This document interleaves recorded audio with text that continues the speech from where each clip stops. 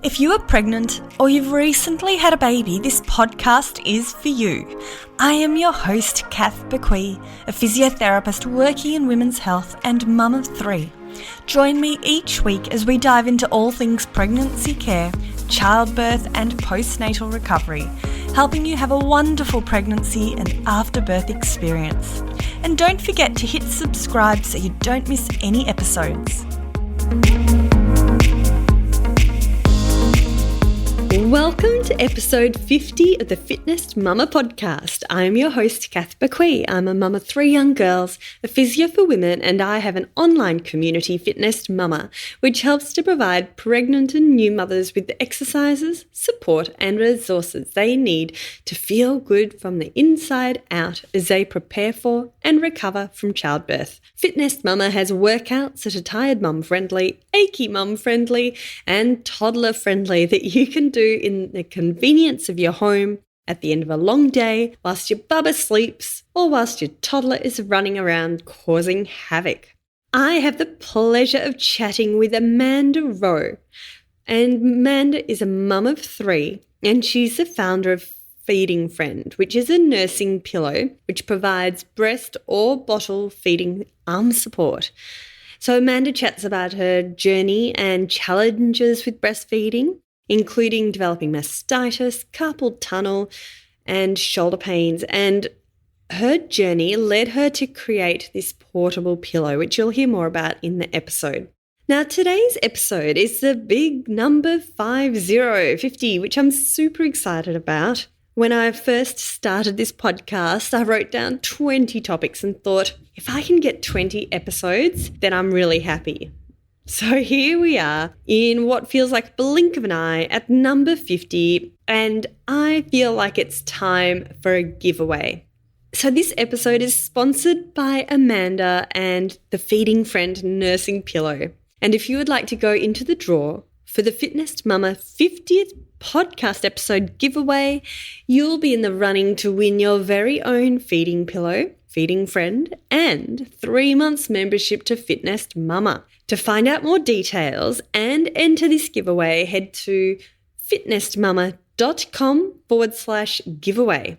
And be quick because this giveaway finishes Tuesday the 7th of September at midnight, Australian Eastern Standard Time. All right, let's get into this show. Amanda, thank you for joining me today on the podcast. Thank you so much for having me.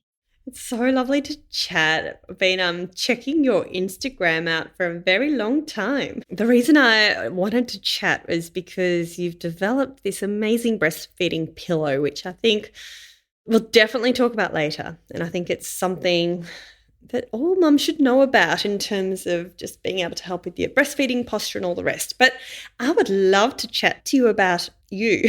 So tell me, Amanda, tell me about your motherhood journey. Like, you've got a few children, don't you?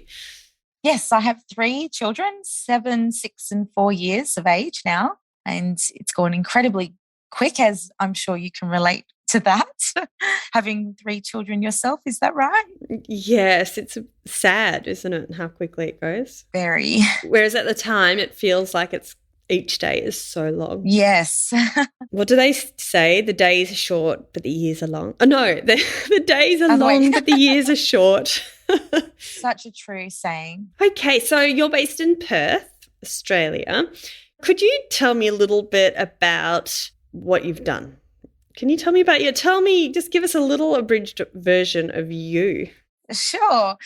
I really struggled to breastfeed. I really wanted to breastfeed my children, but I realized I suffered with anxiety while nursing in public.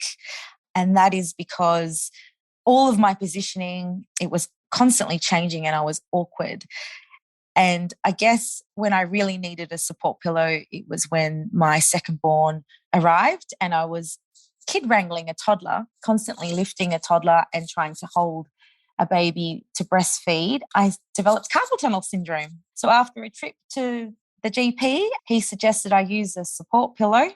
So I went on my way to find a nursing pillow that I could travel with and one that catered to my body shape, size, and the constantly changing angles. I was shocked to find that all of the nursing pillows were flat and wide, and I didn't understand why at the time. So, yeah, I ended up going to my local cut and measure store, and I cut up pieces of foam and tested different shapes and thought, hey, I'll make a product. And that's how Feeding Friend was born. Oh, it's amazing. I love it when a product is developed as a result of need. You mentioned you had a difficult breastfeeding journey. Can you talk me through what made it difficult? Like, what happened right from when your baby was first born? Oh, when my baby was first born, the midwife came in without warning, grabbed my nipple and tried to hand express colostrum.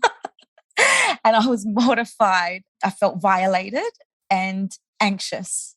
And I think from that moment, I realized I should have done a lot more research on how challenging breastfeeding is. And I didn't. I persevered.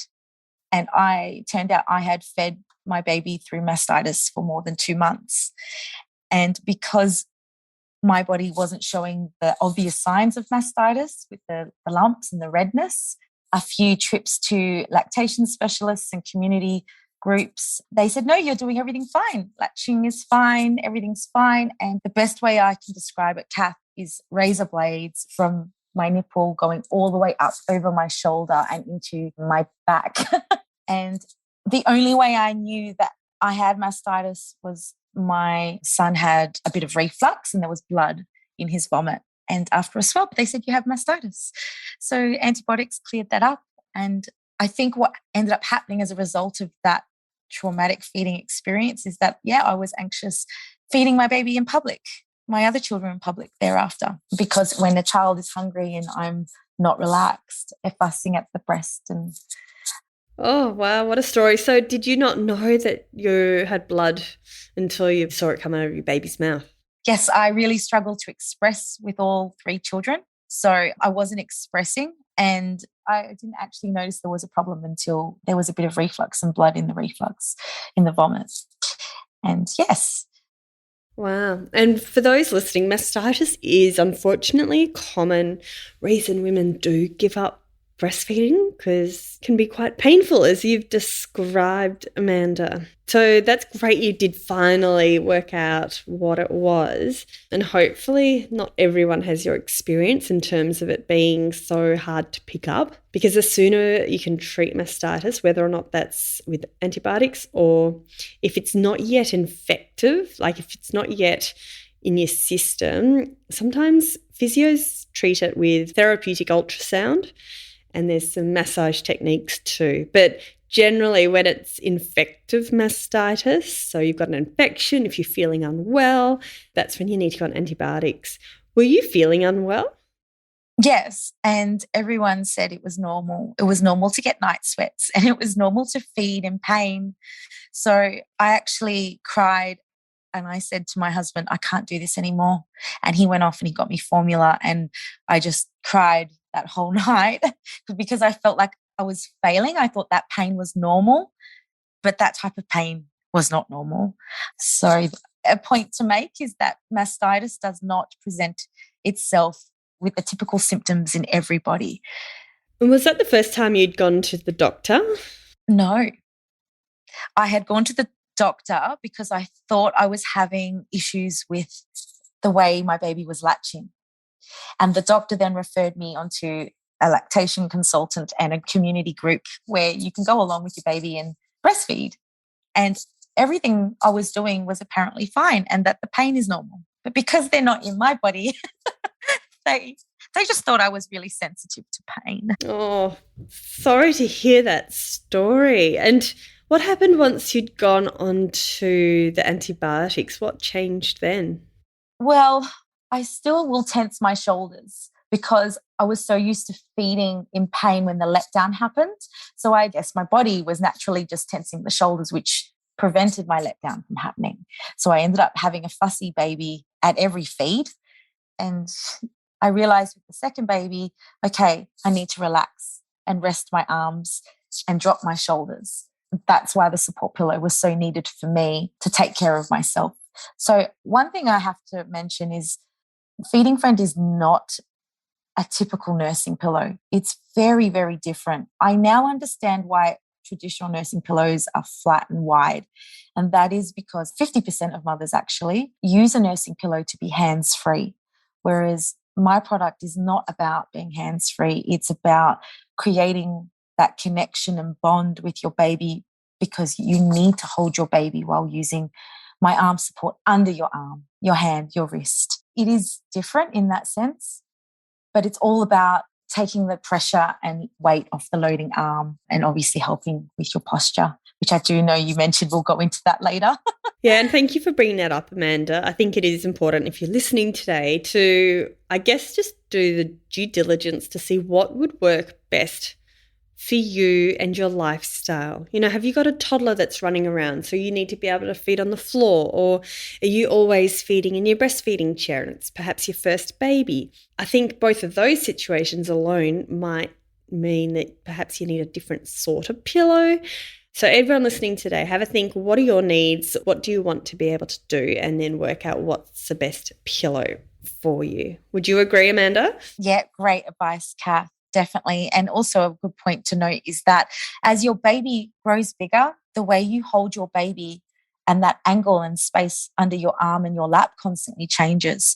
So a flat nursing pillow will be great for the newborn phases of horizontally holding your baby. But if you plan to breastfeed your baby beyond the 3-month phase, you might need different height options, something to think about. Yeah, 100%. You're right. So if you're breastfeeding in the traditional way where your baby is horizontal, I distinctly remember, I think it was with my first baby, I remember the feed. I remember where I was sitting and everything about it, where I no longer had to hold her horizontal and suddenly she was resting on my lap and feeding.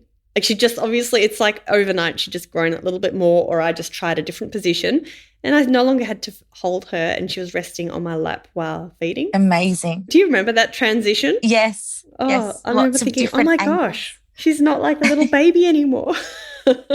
I know. Okay, so you mentioned a little bit about your breastfeeding challenges and your neck pain and your carpal tunnel. Did you have any other challenges when it came to breastfeeding apart from the mastitis and everything you talked about? Like, how was it breastfeeding in public and those sorts of things? I've breastfed and bottle fed my children, and unfortunately, because I had suffered with anxiety associated with feeding in public, I just felt judged. It didn't come naturally to me.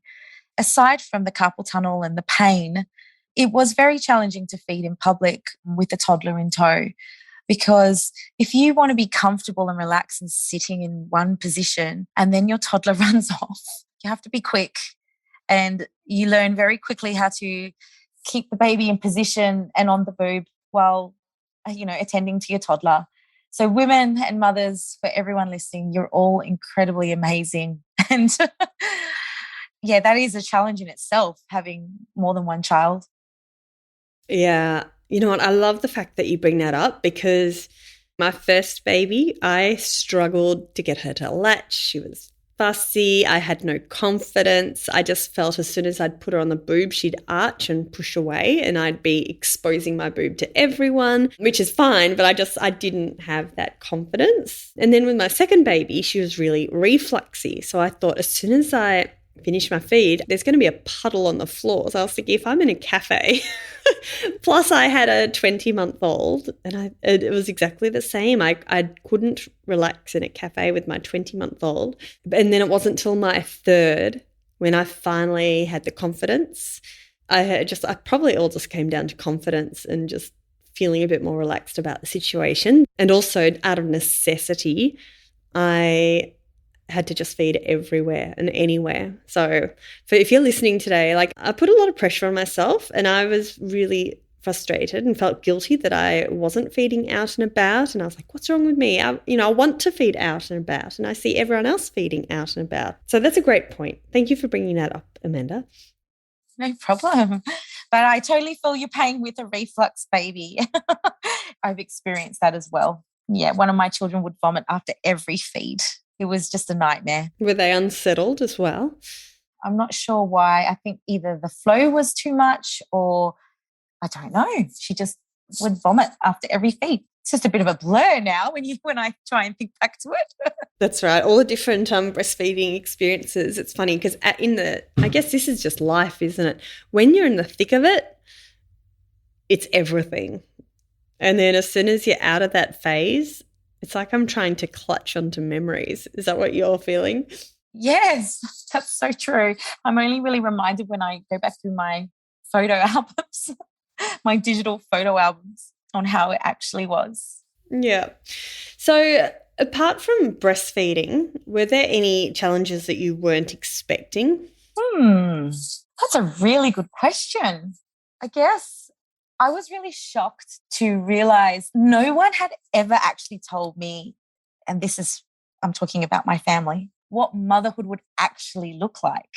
So I guess I'm really lucky we live in a world where it's at our fingertips and we can, click on different resources and interact with professionals like yourself, Kath.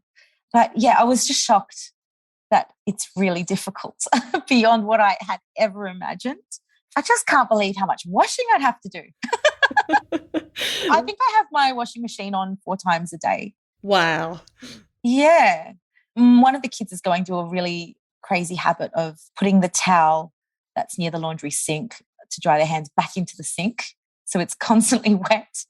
But 3 kids, Kath, a lot of washing. It reminds me of the newborn phase and the solids phase where they're spilling baby puree all over themselves and you're constantly washing. So yeah, I didn't really know that there's that much washing. Yeah.